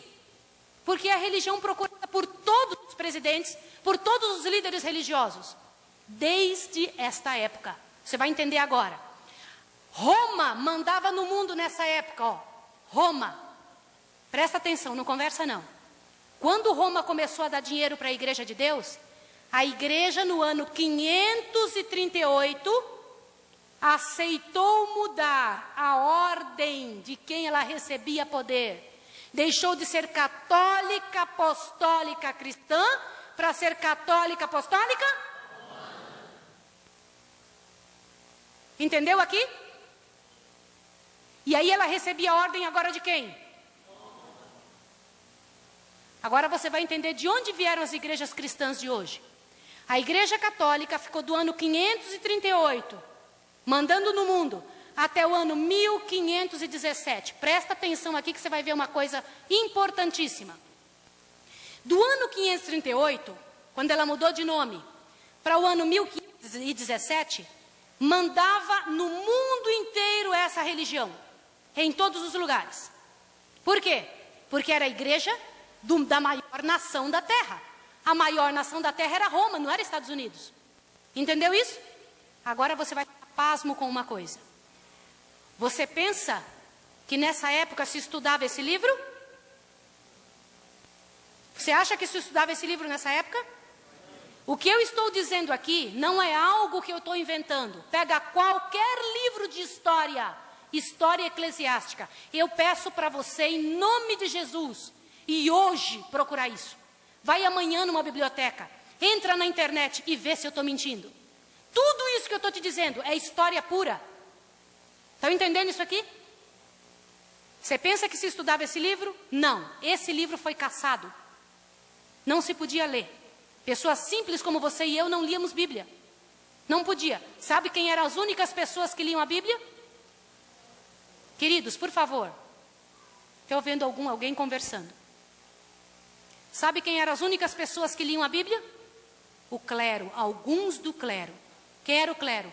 Alguns dos padres mais poderosos. Mas no ano 1517, um padre chamado Martinho Lutero, alguém já ouviu falar nesse nome? Ele é o criador da igreja luterana. Tá bem? Martinho Lutero pegou e achou uma Bíblia, irmão. Quando ele achou uma Bíblia, ele falou, olha aqui um livro que disseram que não existia. Gente, quantos anos tinha se passado sem Bíblia? Muitos anos. Muitos e muitos e muitos. Ele achou aquele livro e começou a estudar. Quando ele foi estudar, ele falou, ué, tá tudo diferente. Ele vivia se flagelando. Sabe o que é flagelar? Bater no próprio corpo para ganhar salvação. Ele batia nele mesmo, dizendo, eu preciso apanhar porque eu sou pecador. Eu preciso andar de joelhos na escada para ganhar a salvação. Eu preciso sofrer. Você está entendendo? Mas ele entendeu que a salvação é pela fé e pela graça. Aí o que ele fez? Ele correu e escreveu o que ele tinha descoberto na Bíblia e colocou na porta da igreja, de manhã cedo. 95 teses. As pessoas chegaram de manhã para a missa, leram aquelas coisas que Martinho Lutero escreveu ali, todas as passagens da Bíblia, viravam as costas e foram embora para casa. Não participaram da missa. Vocês entenderam isso aqui? Adivinha o que a igreja fez com Martinho Lutero? Gostou daquilo? Não. Agora presta atenção. Rapidinho apareceu um irmão chamado Calvino, que ao estudar a Bíblia, ele descobriu um negócio interessante, irmãos. Descobriu a graça de Jesus. Aí ele criou a igreja presbiteriana. Está entendendo isso aqui? Apareceu um outro, Roger Williams, que descobriu que não se batiza criancinha, que se batiza gente adulta. Criou a igreja batista. Você está entendendo o que eu estou te falando ou não? Estas pessoas, olha aqui agora o que eu vou lhe mostrar. Cada uma dessas pessoas que foram descobrindo uma verdade que foi caindo por terra lá, começou a levantar a igreja de Deus de novo aqui, ó. A igreja de Deus que tinha caído aqui, quando foi descoberta a verdade de novo, começa a reaparecer. Um descobriu a fé, que ninguém é salvo por andar de joelho nas escadas. Um descobriu a graça e fez uma igreja. Aí entendeu que nós somos salvos pela graça. Outro descobre que não se batiza criancinha. Passou a vida toda se batizando criancinhas. Aí cria a igreja batista. Vem e descobre a conversão, que as pessoas têm que se converter. Aí cria a igreja metodista. Está vendo isso aqui ou não? Cada um começou a brigar contra a igreja católica, porque tinha permitido entrar coisas que não eram bíblicas. Olha para mim aqui agora. Sabe como é que chama essas pessoas que começaram a descobrir a verdade por lerem a Bíblia? Reformistas. Protestantes. Eles protestavam contra a igreja. Está entendendo isso aqui? Entendeu ou não? Ai, que bom, graças a Deus. Esses, queridos, olhem, esses que protestaram contra a igreja, olhe bem o que eu vou lhe dizer, saíram da igreja e formaram sua igreja. Aí é um grupo com eles. Eu vou falar uma coisa com toda sinceridade e amor para vocês. Cada um veio descobrindo uma verdade. Ali você tem quase 100 igrejas que foram formadas nessa época. E eu posso dar para vocês, se vocês quiserem entrar no nosso site, o nome de todas elas. Gente que foi pegando a Bíblia, descobrindo na Bíblia. E como é que a Bíblia começou a aparecer se ela estava sumida? Agora vou contar para vocês um negócio lindo. Gutenberg, no ano 1400 e pouco lá, inventou uma máquina bem grandona chamada imprensa. A primeira coisa que ele imprimiu na máquina dele chamada imprensa foi a Bíblia. Aí sabe o que ele fez? Pegou um exemplar igualzinho o outro, correu e foi levar para o rei da época. Rei, eu inventei uma máquina que faz isso. Sabe o que o rei falou? Bruxaria, prenda esse cara. E prenderam ele. Precisou o rei ir lá olhar para ver que tinha inventado uma coisa mesmo, que não era bruxaria. E mandou falar, me dá essa primeira Bíblia para mim. Que Bíblia é essa? Que Bíblia é essa? A primeira Bíblia que foi escrita. Hoje eu estava comentando com um casalzinho de jovens. E estava falando com eles sobre uma Bíblia que é mais próxima do original. Queridos, já ouviram falar de King James? Bíblia King James? Quem já ouviu falar? Pouca gente ouviu. Queridos, as Bíblias de tanta tradução perderam significado. A Bíblia mais próxima do original é uma Bíblia dessa tradução King James, que no Brasil é chamada Bíblia Fiel. Eu tenho um exemplar dela, que é a Bíblia do meu marido. Tá bem? Bíblia Fiel. A linguagem dela é a mais próxima do original. É bem parecida com essa que o rei King James tinha ela. Entendeu? Feitinha lá, bem própria. Agora presta atenção numa coisa bem bonita, que eu vou lhe dizer. Cada um, queridos, que vinha descobrindo uma verdade, Deus vai abençoar muitos senhores, viu? Cada um que vinha descobrindo uma verdade, criava a sua religião. Mas ainda não era toda a verdade que tinha caído por terra. É só um minuto que eu preciso que você ouça todas as mentiras que entraram na igreja. Você quer ouvir? Quer ouvir ou não? Então ouça aqui, ó. No ano 538 a igreja mudou de nome, ficou a religião oficial supremacia. No ano 600 se rezou a primeira missa. Gregório I trouxe a missa para dentro da igreja. Antes do ano 600 não existia missa na igreja. No ano 787, no concílio de Niceia, apareceu o primeiro culto a imagens. Antes ninguém na igreja adorava imagens, adorava santos. No ano 1000 começou a história da água benta. Sabe o que é água benta?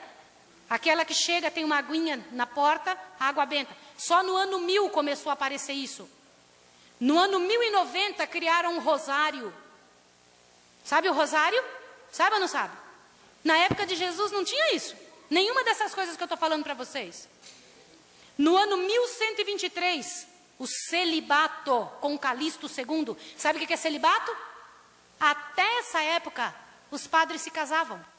Daí em diante não pode mais se casar. Se criou a ideia de que não, padre não pode casar-se.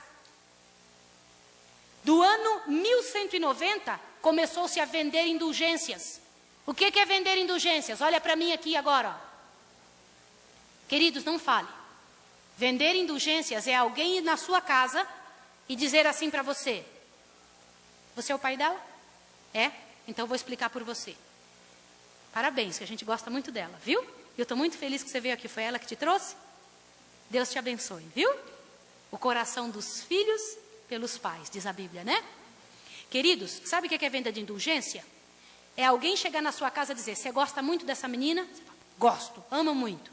Você quer comprar uma cadeira no céu para ela? Aí você, claro que eu quero. Fala, tá bom, então custa R$1.000. Você tem que me pagar R$1.000 porque eu consigo comprar uma cadeira no céu para sua filha. Hoje você pode estar dando risada, mas você sabia que uma multidão de pessoas no mundo vendeu, deu todos os seus bens, trabalhou a vida toda para arrumar um pedacinho no céu para sua família? Por que as pessoas faziam isso, queridos? Porque não tinham isso daqui, ó. Porque acreditavam nas pessoas e não na Bíblia. Entenderam isso? Qual é o erro que nós estamos cometendo hoje? Estamos acreditando em pessoas e não na Bíblia. Está entendendo aqui, queridos, ou não? Quando você ouve que alguém falou alguma coisa e não te provou na Bíblia, você está acreditando em seres humanos. Você entendeu isso ou não entendeu? Vou ler mais um pedaço aqui. Gente, não conversa. No ano 1215, começou o ato de confissão. A inventar o confessionário, que se tem que confessar para um padre. No ano 1229, a Bíblia foi proibida. Ninguém podia mais ler a Bíblia. No ano 1545, todo mundo olhando para mim aqui agora, por favor. No ano 1545, começou-se os livros apócrifos. O que é isso? Vocês já perceberam que a Bíblia católica possui livros a mais que a Bíblia cristã? Isso chama-se livros apócrifos. Só entrou para a Bíblia nesse ano. Não existia antes. Por isso que a gente não aceita hoje. 1563, inventaram a história do purgatório. Que quando alguém morre, vai para o purgatório. Entenderam isso? Queridos, ouçam aqui o que eu vou dizer para vocês. Queridos, por favor. Obrigado, irmão. Desculpa, viu, filhos? Olha para mim aqui agora. Gente, isso é tão sério que vocês acabaram de ouvir. Eu estou dizendo para vocês todas as coisas que foram enfiadas dentro da igreja e que Deus precisava trazer de volta essa igreja vida. Qual que era a verdade presente nessa época? Agora você vai tomar um susto. Em 1840, presta atenção aqui agora, apareceu um tal Guilherme Miller, que ao estudar a Bíblia descobriu que Jesus ia voltar. Veja como Deus está trazendo verdades aqui. Durante anos ninguém tinha falado que Jesus ia voltar, porque ninguém lia a Bíblia. Esse Guilherme Miller estudou e falou, Jesus vai voltar. Só que ele achou que Jesus ia voltar em 1844. Esse Guilherme Miller, coitado, errou uma data que tem dentro da Bíblia. Dentro da Bíblia, em Daniel, está escrito que Jesus ia, nesta data de 1844, passar do lugar santo para o santíssimo no santuário celestial. Lembra do santuário que eu mostrei ontem aqui? Ele começou o julgamento neste ano. Está escrito isso na Bíblia, Daniel 8,14. Está entendendo isso aqui? Presta atenção agora para mim, ó. Então, Guilherme Miller errou essa data. E quando errou essa data, ele disse que Jesus ia voltar na terra nesse ano. E porque Jesus não voltou, uma multidão de pessoas se reuniu ali. E esse povo que se reuniu, pensando que Jesus ia voltar e Jesus não voltou, ficaram tão decepcionados que chamaram Guilherme Miller de marcador de data para a volta de Jesus. E foi isso mesmo, coitado. Ele errou a data. Porque na Bíblia diz que ninguém sabe o dia nem a hora. É isso ou não é? Gente, nós cometemos erros horríveis quando lemos só uma parte da Bíblia, não toda ela. Agora você vai tomar um susto. Pegue todas essas verdades, fé, graça, batismo, a verdade sobre a conversão, todas essas verdades que deve ter uma igreja e coloca numa só. Houve um grupo, depois de Guilherme Miller, que começou a estudar muito a Bíblia, vendo tudo isso que essas pessoas já tinham achado, todas as verdades que tinham voltado à tona. Esse grupo, chamado de Adventistas, começaram a dizer que Jesus ia voltar, mas descobriram na Bíblia que ainda faltava um mandamento para ser guardado de todos os mandamentos de Deus. Qual mandamento é esse? Abra sua Bíblia em Êxodo agora. Vamos juntos agora. Êxodo capítulo 20. Gente, sem conversar, por favor. O máximo que nós podemos fazer agora é orar. Êxodo capítulo 20.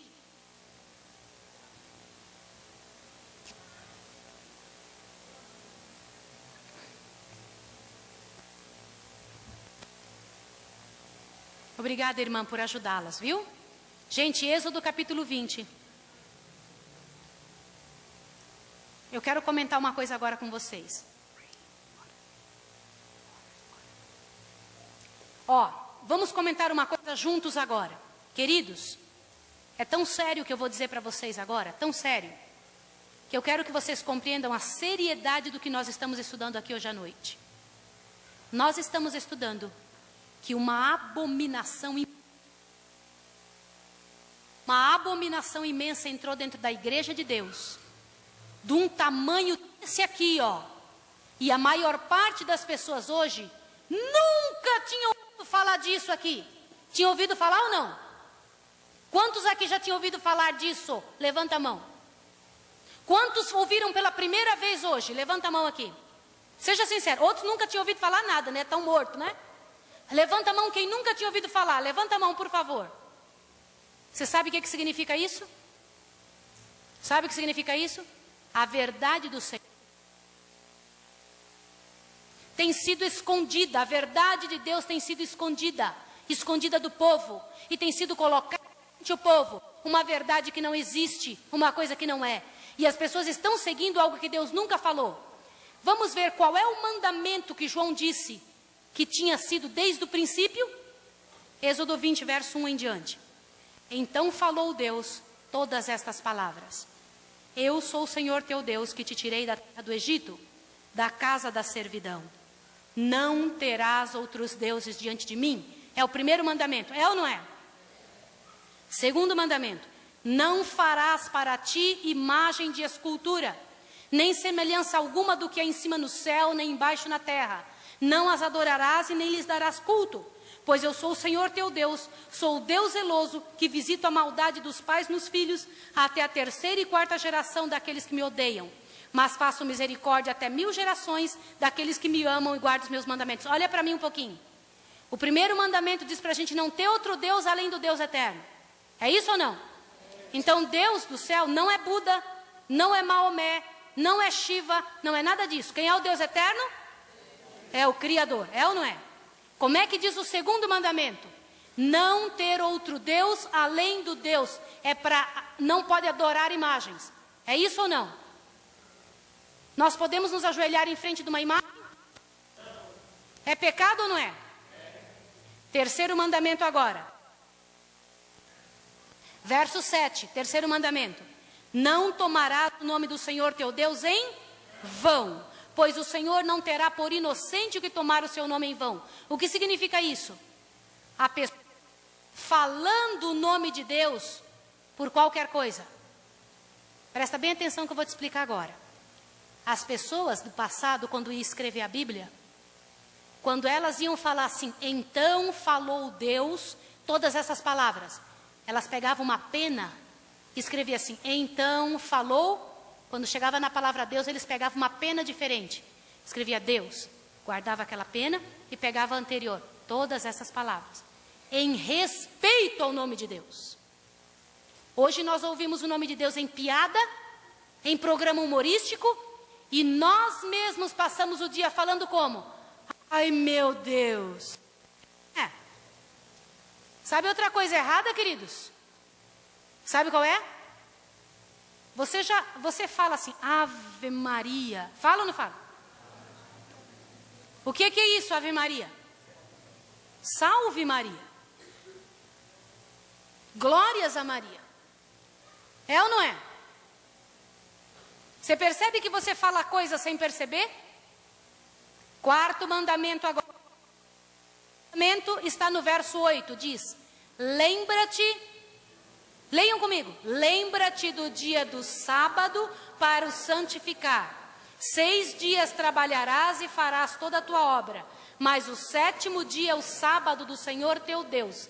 Não farás nenhum trabalho, nem tu, nem teu filho, nem tua filha, nem teu escravo, nem tua escrava, nem teu animal, nem o estrangeiro que está dentro das tuas portas. Por quê?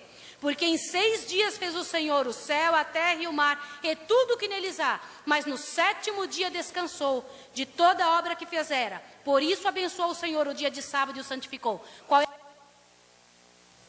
O quarto mandamento diz para adorar a Deus em que dia?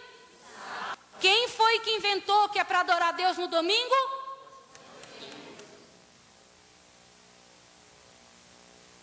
Isso é mandamento de quem? De homem. E todas as igrejas vêm seguindo isso desde lá para cá. E quando a gente pergunta, por que vocês seguem a Deus no dia de domingo, se a Bíblia diz no dia de sábado? Sabe o que as pessoas respondem? Porque Jesus ressuscitou no domingo. Mas aonde na Bíblia diz que Deus mudou? Porque Ele ressuscitou no domingo? Lugar nenhum. lugar nenhum. Vamos ver o quinto mandamento. O quinto mandamento está aqui no verso 12. Honra teu pai e tua mãe, para que se prolonguem os teus dias na terra que o Senhor teu Deus te dá. Agora, o sexto mandamento. Não. O sétimo. Eu quero ouvir vocês. O sétimo. O oitavo. O nono. E o décimo. Nem a mulher do teu próximo, nem do seu escravo, nem sua escrava, nem seu boi, nem seu jumento, nem coisa alguma do seu próximo. Olha bem para mim aqui agora. Esse povo adventista descobriu que o mundo não guarda. Entenderam isso? Eu sabia que esse negócio ia começar a falhar nessa hora importante aqui. Presta bem atenção. Mas não há que possa calar que minha voz chegue até o final dos confins da terra. Amém. Ouça bem isso aqui, em nome de Jesus. Este povo descobriu que faltava um mandamento para ser guardado e trouxe isso à tona. Esse povo é o povo adventista do sétimo dia, queridos.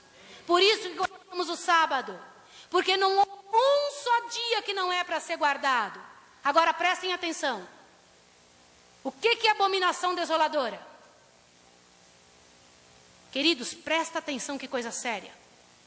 Um dia, todos os que guardarem do jeito que está na Bíblia serão perseguidos por quem não acredita nisso. Por isso que no primeiro dia que eu preguei aqui eu disse, ou você vai ser perseguido ou vai perseguir. Falei ou não falei? Ou você vai ser aquele povo que vai se levantar em favor da verdade, ou vai ficar contra ela. Queridos, o mundo vai se voltar contra quem está seguindo da maneira correta.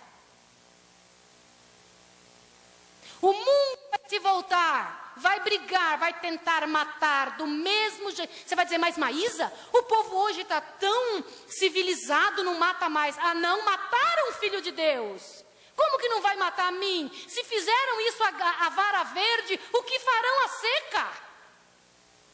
Vão matar sim, queridos, vão correr atrás de nós e vão tentar destruir a gente. Sabe por quê?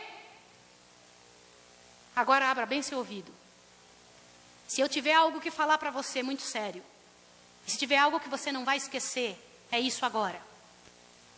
Jesus chegou para o povo e disse, quando você vir que a abominação desoladora está no lugar santo, quem lê entenda, Mateus 24, verso 15. Nós lemos isso sábado de manhã. Então quem estiver na Judéia, fuja para o monte. A abominação desoladora daquela época, irmãos, era o estandarte romano sendo levantado bem alto, dizendo, eu mando aqui, e entrando para matar a cidade. Daqui uns dias, queridos, não sei se, meu bem, você está com um material pronto do que Bush falou lá nos Estados Unidos. Meu marido vai colocar um negócio ali para vocês verem. Para vocês verem como o mundo está maduro. Irmãos, olha bem para mim aqui agora. Olha bem para mim que eu preciso te dizer um negócio. Não olha para o meu marido não, viu? Olha para mim. Tá? Olha bem aqui. Querido, como é que fala a palavra Deus em inglês? God. É isso ou não? Todo mundo sabe agora, né? Quem não sabia ficou sabendo. Deus em inglês é God. Irmãos, a Bíblia prediz que todo mundo, todas as pessoas do mundo, vão adorar de forma errada. Vão adorar a Deus de forma errada. E uns poucos que vão querer seguir a Deus do jeito certo, vão ser perseguidos. Aonde isso está escrito na Bíblia? Vai na sua Bíblia em Apocalipse 13 agora que eu preciso te mostrar. Vai lá correndo em Apocalipse 13.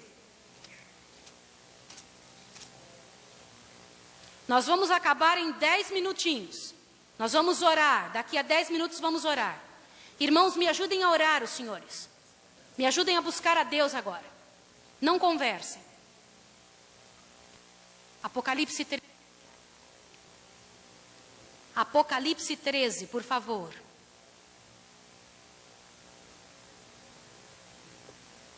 Agora você vai tomar um susto que eu vou ler e o que eu vou dizer para você. Antes de ler, eu quero dizer uma coisa. Obrigado aí, brother, viu? Obrigado, irmão.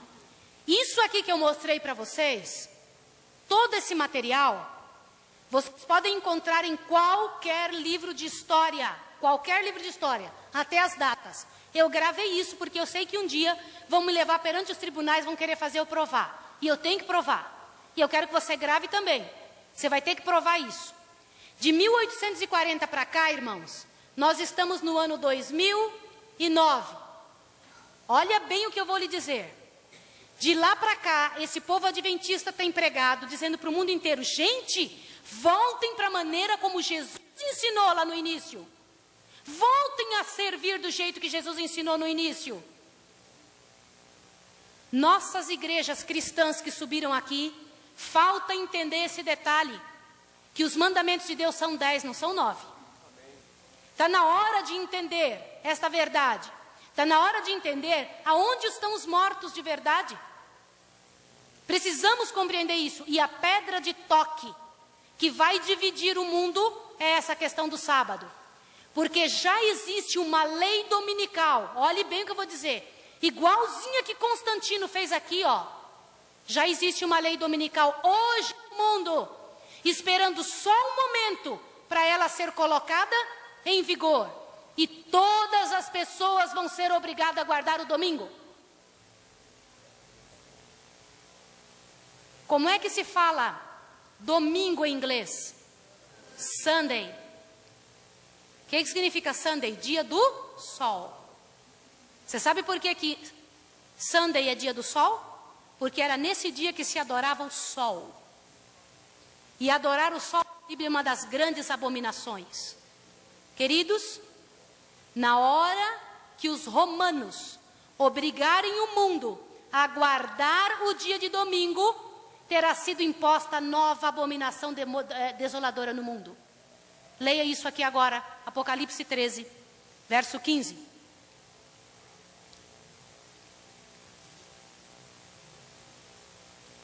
Não, antes do 15, capítulo 13, verso 2 e 3, ó. A besta que vi, é João dizendo, era semelhante ao leopardo, os seus pés como de urso, a boca como de leão, que coisa feia. O dragão deu-lhe o seu poder. Quem é o dragão na profecia? Satanás. O dragão deu-lhe o seu poder, o seu trono e grande autoridade. Continua. Então vi uma de suas cabeças como golpeada de morte, mas a sua chaga mortal foi curada, e toda a terra se maravilhou seguindo a besta. Vocês estão vendo aí que é uma besta que vai ser seguida por toda a terra. Agora veja o verso 4. E adorarão o dragão que deu à besta a autoridade. Quando adora essa besta, está adorando ao próprio dragão. Está claro? Agora veja que este poder vai ser imposto na terra. Apocalipse 13, verso 15. Foi-lhe concedido também que desse fôlego à imagem da besta, para que ela falasse e fizesse com que fossem mortos todos os que não adorassem a imagem da besta. Queridos, dá uma olhada nessa entrevista. Coloca aí para mim. Essa entrevista foi feita com George Bush. George Bush foi entrevistado por um homem. Agora dê uma olhada no que foi que ele disse. Eu vou traduzindo para você. Mr. President, final question. Yes, sir. You said famously, when you looked into Vladimir Putin's eyes, you saw his soul. Ó, o que ele When you looked perguntou? into Benedict XVI's eyes, what do you see? Eu vou... Espera um pouquinho. Volta só um segundinho, amor. Good way to end the interview. Thank you, sir. Thank you, sir. My pleasure. Sir. Thank you. Volta um pouquinho. Sabe o que foi que esse rapaz perguntou para George Bush? Perguntou assim: Mr. President, senhor presidente, quando o senhor olhou nos olhos de Bento XVI, o que foi que o senhor viu? O que foi que o Bush respondeu? Você não ouviu? Eu vou passar para você de novo. Ele disse: eu vi Deus nos olhos dele. Eu vi Deus. For Mr. President, final question. Yes, sir. Última pergunta. Ó, senhor presidente, eu tenho a última pergunta para te fazer. Estou traduzindo. You said famously, when you looked into Vladimir Putin's eyes, you Okay. saw his Quando você olhou dentro dos olhos, o que foi que você enxergou? Presta atenção agora. soul. Yeah. When you look into Benedict XVI's eyes, what do you see? God. God. Vocês viram isso aí ou não viram? Vocês sabem o que isso significa, irmãos queridos? Logo, logo, nós veremos a maior nação da terra, colocando um homem numa posição de Deus na terra, impondo o domingo como dia de guarda, que é o dia de guarda de sua religião. E a Bíblia disse exatamente o contrário. Você ouviu isso, querido? Você tem que decidir a quem você obedece. Se é um homem ou o que a Bíblia disse. Você tem que decidir o que é que você aceita. Se é o que o Deus eterno falou, ou se é o que os homens dizem que é para seguir. A maior parte das religiões do mundo seguem o domingo e não sabem por quê. Nem sabem que foi um homem que decidiu fazer isso. Não sabem. Você tem que tomar uma posição hoje. Hoje. E eu estou falando para todo adventista também. O que eu estou dizendo? Irmãos, quando nós tomamos uma posição para brincar com a nossa religião, nós estamos dando força ao lado inimigo. Quando nós não pregamos a verdade que sabemos, estamos deixando nossos irmãos sem conhecer a verdade. Sabia disso ou não? Quando nós não damos testemunho de nossa fé da maneira correta, quando nós não oferecemos ao mundo a verdade que tão de graça nós temos, nós deixamos o mundo sem saber e nós nos tornamos mais culpados do que eles. Quem se dispõe a se levantar perante Deus e dizer, Senhor, eu me entrego? O conjunto que veio aqui cantou um negócio espetacular. Eu quero repetir o que vocês cantaram. Vocês cantaram assim: nós seguiremos já a Jesus Cristo. Foi isso que vocês cantaram? E onde quer que for, iremos nós. Foi isso ou não foi? Agora veja a frase. Se por ferozes lutas nos guiares, deixa, pois, que os sigamos sem temor. Você está disposto